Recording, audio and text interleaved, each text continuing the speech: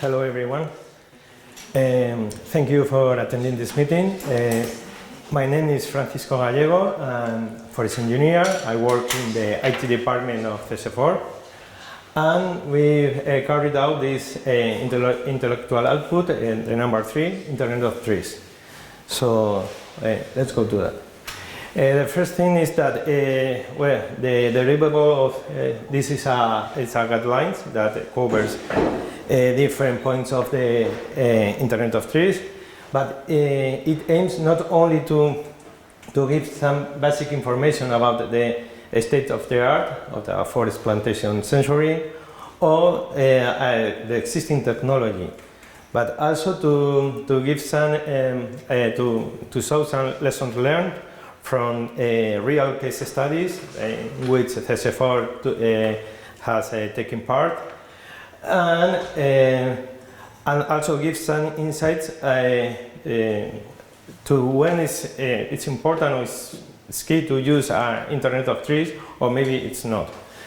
And finally, how to proceed if you are planning to do something like that. Well, some tips, some basic information, like a starting point.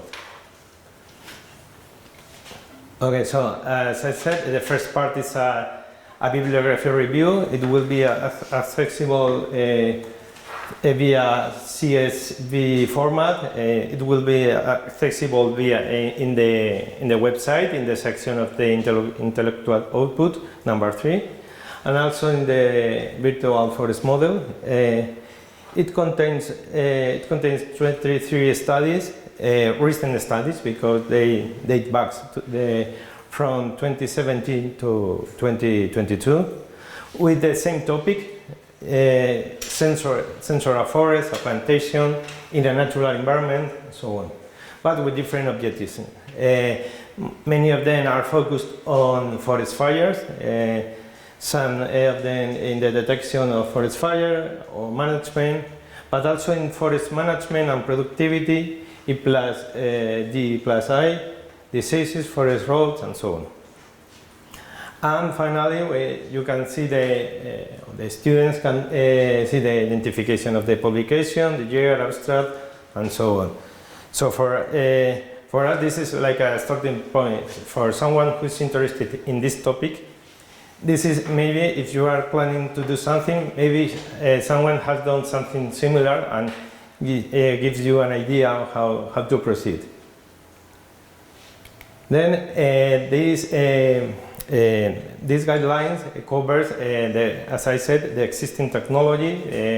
We provide some basic information and the first concept is what is Internet of Trees, but this is not. It's only a group of physical objects that are connected with them and exchange data. This is widely being used in other sectors, like you will have heard about smart home, smart health, pollution monitoring, and so on. But it can be also applied to living things. So that's when a smart forest concept arises. These guidelines also covers the description of different types of sensors, like optical sensor, that remote sensing can be a device for that, but there are also other different devices like this one, electrochemical sensors for soil and tree nutrient detection like this one, mechanical sensors like this one to measure let's say the dendrometric parameters, the trunk growth, or the electric soil moisture sensors. There are many of them. Also, weather station normally when you monitor a plantation is used also in combination, because this allows to correlate variables, climatic or environmental variables, with with other variables that you are measuring with the other devices. And finally, location sensors for precise geolocations. Apart from that, also the concept of the utilization of forest, and the most important part of that is this type of sensor network, wireless sensor networks, because for forestry it's very important because these networks are designed to cover large areas without the need for physical infrastructure. So imagine in a forest, it's the only way to, if you are planning to sensor a plot or whatever, it's the only way. And well, there are different technologies that covers that the difference is the technology, but also the coverage distance that allows you to do that. You have Wi-Fi, Bluetooth, mobile networks, LoRa or NFC, and so on. All these concepts are explained in these guidelines. And at the right, you see the basic rationale behind a wireless sensor network. This is the basic scheme. You can see here the sensors that are attached to the trees or are in the field, that are connected between them, are sharing information, but also they send the information that they are getting to the gateway. This is located in other part of the plot, and it sends in turn the information to the internet in order to be stored in a database, in a server, and then finally to be used for final users with different types of applications or whatever. As I said, this is the basic logic. Can be also in the other way. Can be you can send information from your requirements or whatever. It can be much complicated, more complicated, but this is the idea. These guidelines also covers a part for the big data and cloud computing terms, because normally the amount of data that you receive with this type of sensor networks is huge. So you will need to deal with this topic. Then moving to another section of the deliverable, we try to answer why to sensor a plantation. To do that, we present 3 different real case studies.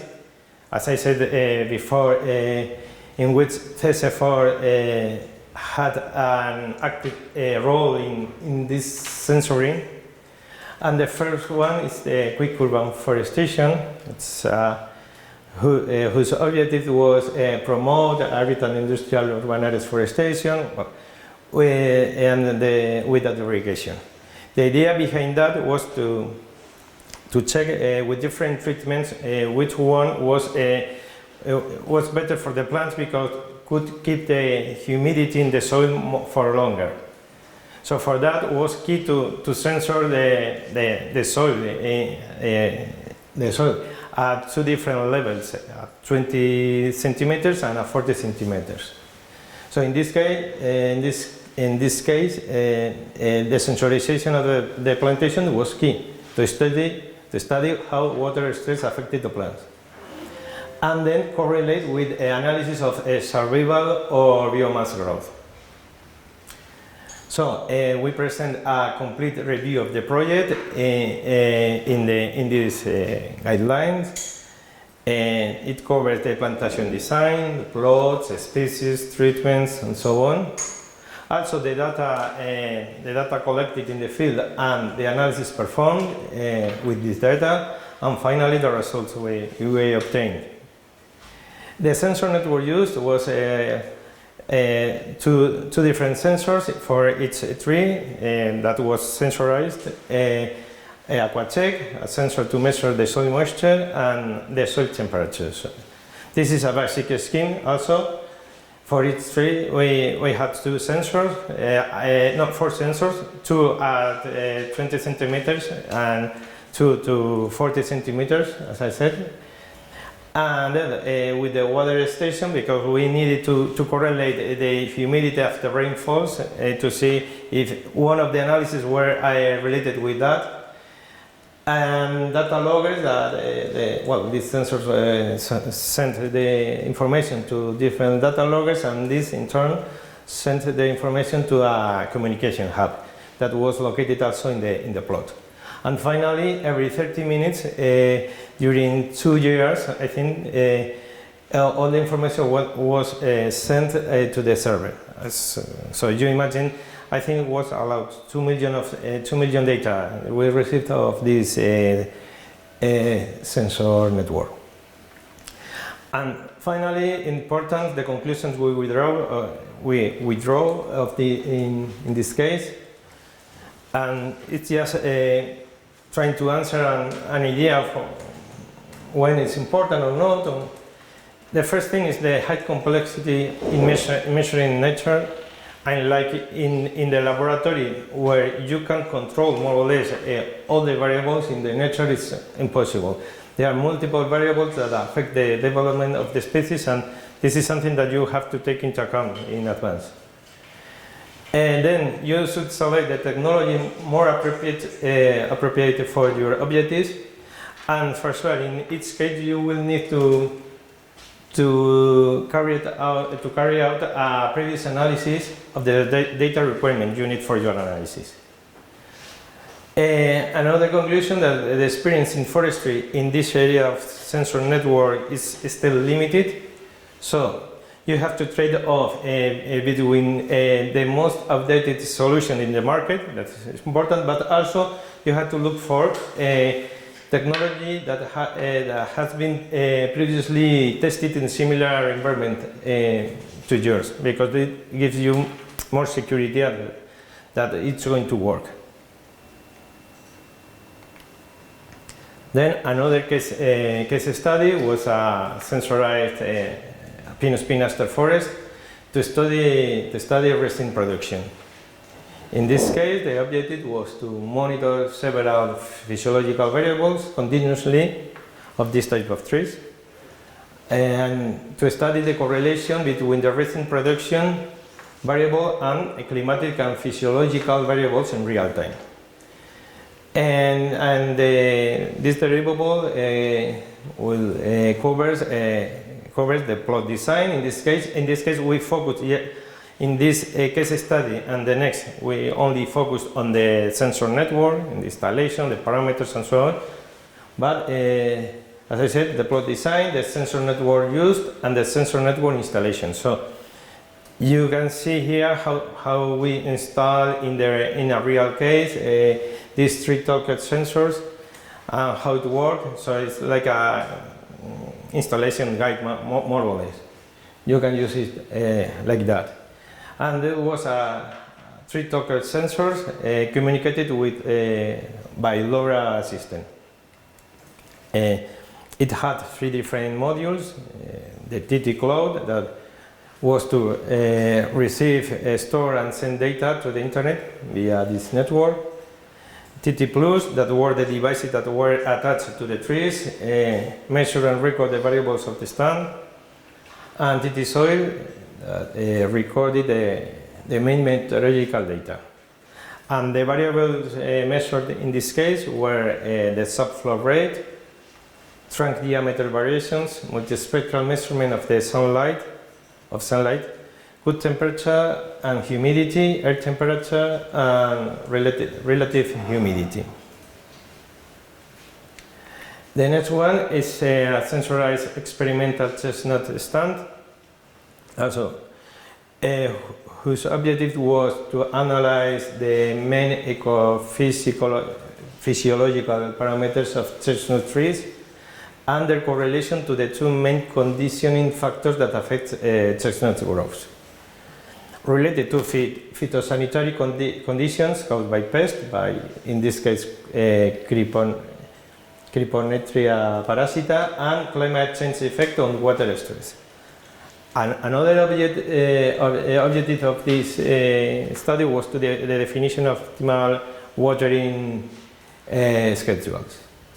So in this case also the deliverable covers the design of the study, the components of the system, and the parameters of the components. The sensor network used was again 3 talker sensors, again communicated by LoRa system. And the parameters studied in the frame of this case study was subflow, inner moisture, light penetration, radial growth, axial movement. In case this was to detect if there was a decay on the structure of the tree, even, and air temperature and moisture. And finally, how to censor a plantation. In this deliverable, we try to give some tips, useful tips, how to. We think like a starting point. If you are planning to do that, at least to know some things. But the first tip is that the universal guide doesn't exist, because you will need to adapt your scenario, your sensor network to your own case. So this is the first thing. There are other tips you will find if you go to the, as I said, in the website, and you download the guidelines. You will see there are other tips that they are being collected. But one of the limiting factors are always the budget, so maybe this is the first thing that you have to take into account, because it's going to give you an idea of the size of the sensor network. And finally, I also cover different IT platforms that they are outside. A good idea is to choose a IoT platform that covers all the ecosystem. So that means that provides the hardware and the software for the devices in the field. Also the communications with the cloud platform, and finally the cloud application in which you are going to do the computing and so on. And they are.